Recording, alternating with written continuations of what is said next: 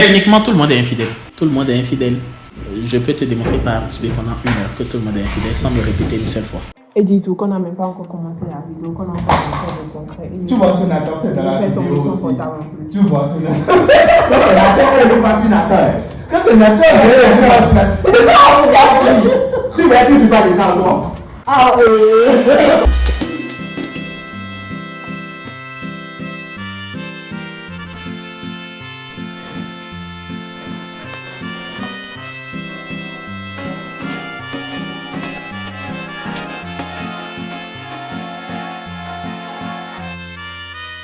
L'université Abou Mekelle avait été classée 197e sur 200 universités en Afrique. Le classement est sorti hier. Je vais vous lire le rapport. 180. On est troisième, on est. On est troisième à compter du bas. Voilà, troisième. J'espère que vous allez bien. Moi, je vais très très bien. Pour aujourd'hui, nous avons débattu, pas débattu parce qu'il a plus parlé que moi. Nous avons parlé de la fidélité. Et j'ai à côté de moi monsieur. D'accord. Et je vous laisse dans la suite de la vidéo. On veut juste discuter, on veut faire un truc comme lui, il est un peu intelligent, il a beaucoup de choses dans la tête. Moi, elle touche ma tête. On est mardi. On est mardi. Non, mais elle a des amis. Contre sa tête m'a dit, ça fait quoi? Il n'est pas super intelligent, le mardi. Techniquement, tout le monde est infidèle. Ah bon? Oui. Parce que l'infidélité, nous avons toujours résumé l'infidélité à son volet sexuel. Je peux te démontrer par USB pendant 1 heure que tout le monde est infidèle sans me répéter une seule fois. Et je pense quand même qu'en tant que psychologue, que tout le monde est infidèle. D'après Larousse, La rousse, là, c'est une fille qui est rousse.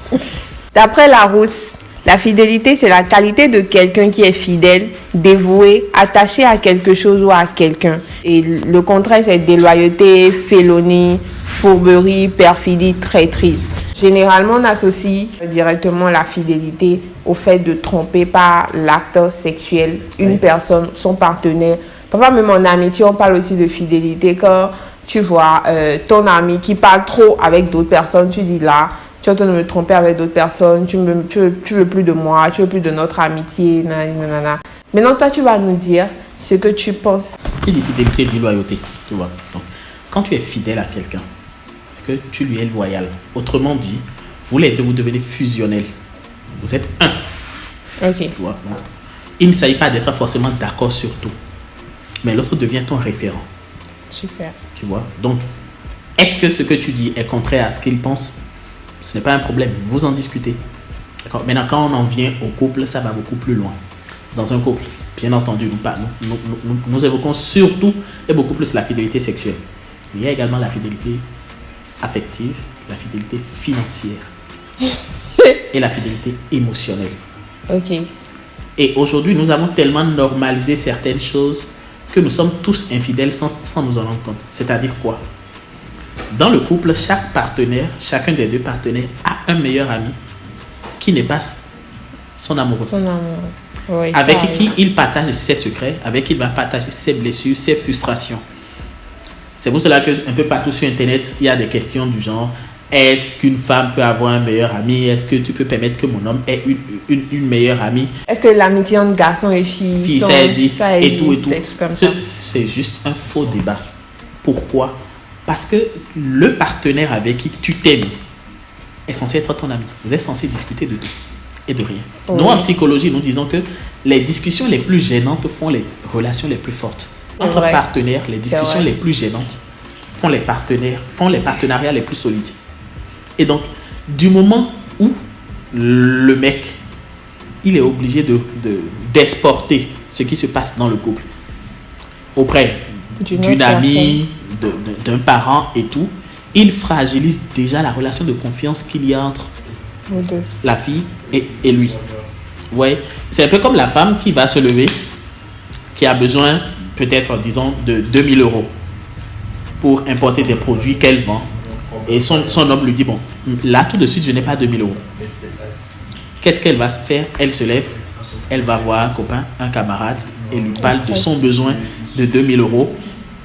Et on sait comment ça se passe. Pourquoi tu n'en parles pas à ton homme, ainsi de suite. Et là, elle va essayer de justifier, camoufler maladroitement, bon, que pour le moment, ça va mal pour lui, ainsi de suite. Et on sait comment ça se passe par ricochet. On sait généralement comment est-ce que ça finit. Et donc, à ce moment-là, la femme vient de témoigner de la déloyauté envers son homme. Ok, juste en allant voir une autre personne pour que cette personne-là puisse l'aider, vu que son partenaire ne peut pas l'aider dans cette situation. Va vers une banque. Là, déjà, mais qu'est-ce que tu dis qu'aller vers la banque aussi, ce n'est pas de l'infidélité? Non, la banque est une institution financière établie. Donc, ça veut dire que tant que le truc n'est pas quelque chose d'officiel, on va parler déjà d'infidélité. Oui, en fait, cette histoire... Imagine que cet ami-là travaille à la banque. Ce qui se passe, c'est quoi? Lorsque nous commençons à parler d'officieux et d'officiel, c'est un masque que nous portons pour légitimer le mal que nous faisons. C'est un peu comme dans les églises évangéliques. On dit non, on n'a pas encore été présenté à l'église. Non, il y a un de mes professeurs de théologie qui disait il faut que dans les églises nous nous asseyions et que nous arrêtons de nous mentir. Dès que deux personnes se font la cour et sont d'accord entre elles, avant même d'aller voir les parents ou d'aller voir les responsables de l'église, officiellement les deux sont en couple. Tout ce que nous faisons, c'est juste de porter l'information à une assemblée plus grande. Pourquoi? Parce qu'entre nous, il y a déjà un accord. Tu vois? Oui. Et donc, qu'est-ce qui reste encore? Comment ça se fait sous d'autres cieux? Je te vois, je te fais la cour, tu es d'accord. La relation est établie. Les parents viennent juste pour normaliser. La famille vient juste pour normaliser. Ce n'est quand même pas mon père et ma mère que je vais envoyer à 800 km d'ici pour aller me chercher une femme qui viendra. Non. Même si ça se passe parfois à certains endroits. C'est parce que j'ai vu et elle m'a plu. N'est-ce pas? Voilà.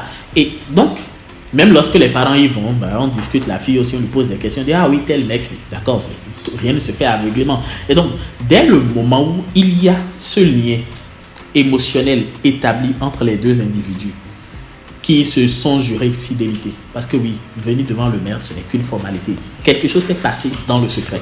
Oui. Tu vois? Et donc, à partir de là, si je ne te fais pas assez confiance pour mon besoin d'argent, et que dès qu'il y a le moindre problème, je me tourne vers un pseudo-ami, une copine et autres, il y a problème. Ça, c'est vrai. Il y a problème. C'est comme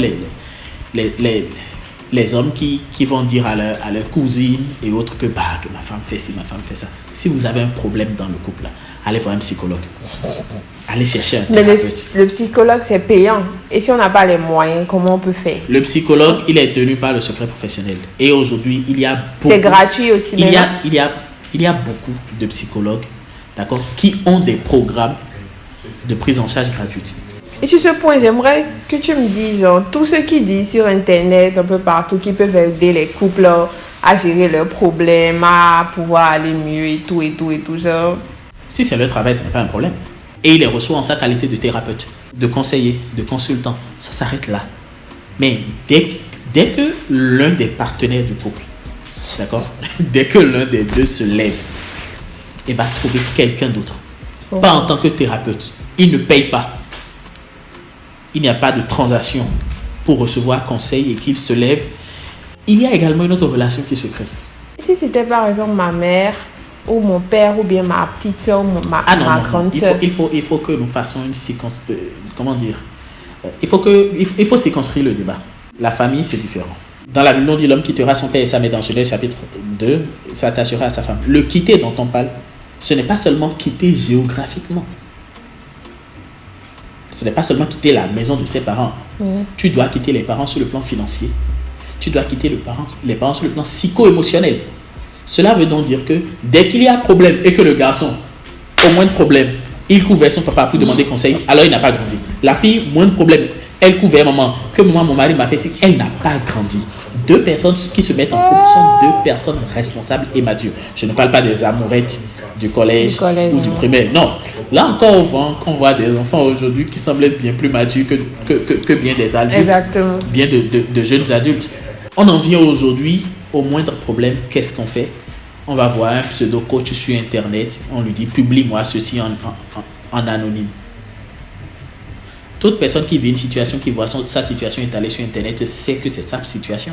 Je crois que ça s'est passé avec la TikTokeuse qui parle souvent des histoires des gens et que une personne, là ça s'est passé bien positivement parce que le mari a reconnu une histoire et a finalement changé de comportement avec sa femme qui se plaignait en fait du comportement de sa femme. Et ça aurait pu tourner limite à un divorce. Exactement. Ou bien une séparation. Cela aurait pu très mal tourner. Il faut quoi qu'on dise, reconnaître qu'il y a toujours des partenaires cons, des partenaires idiots, que même le bon Dieu ne saurait changer. Comme le dit un ami proche à moi, il dit, celui que Dieu lui-même n'a pas voulu aider, il ne faut pas l'aider. Il y a des gens comme ça. Mais la première des choses à faire, quand on est dans un couple, c'est de grandir ensemble. Ce n'est pas ton père qui va venir embrasser ton mari à ta place. Ta mère ne va pas embrasser ton mec à ta place. Les autres ne vont pas vivre ensemble avec toi, dans la même maison que toi. Et donc, si dès le début, émotionnellement, ça ne marche pas, si sur le plan financier, tu vois que vous n'êtes pas compatibles, et que sur le plan sexuel également, tu sens que ça ne va pas loin. Pourquoi se mettre soi-même dans la gueule du loup et commencer à crier, en fait?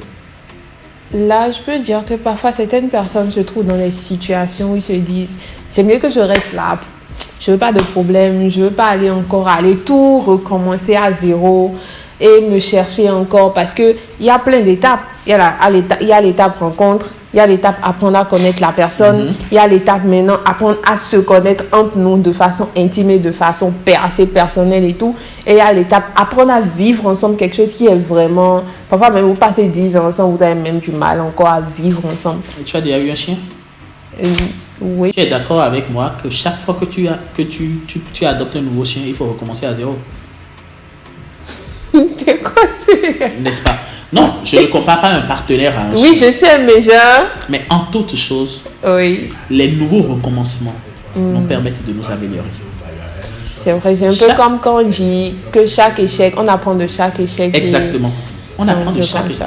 L'homme, surtout l'Africain, est de nature défaitiste. Quand il échoue une fois, il ne veut plus recommencer. Quand on est fidèle, on protège les arrières de l'autre.